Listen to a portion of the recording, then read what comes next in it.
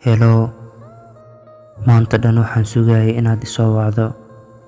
Sidii ayaa dhacday, waad isoo wacday.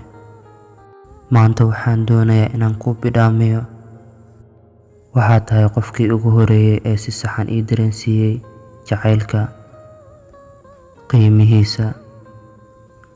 Runtii aniga jacaylka waxaan u malayn jiray inuu yahay dhibaato iyo xumaan aad u badan, balse waxaa i dareensiisay jacaylka inuu yahay farxad iyo caalam kale. Waxaad tahay qofkii koowaad ee aan jeclaado, waxaadna noqon doontaa qofkii ugu dambeeyay aan jeclaan doono.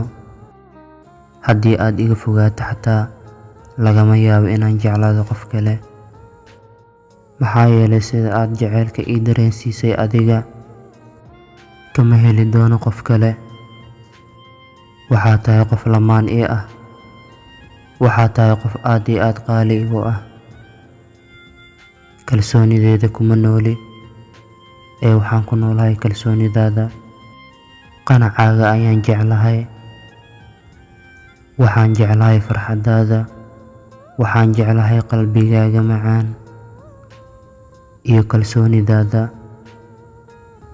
Runtii aniga waxaan ahay qof agtaada ka jilcan, mana ogoli inaad iga fogaato. Waxaan jeclahay inaan nolosha qaybsanno, waxaan jeclahay inaan farxad ku damaashaadno, oo waxaad tahay farxadeyda.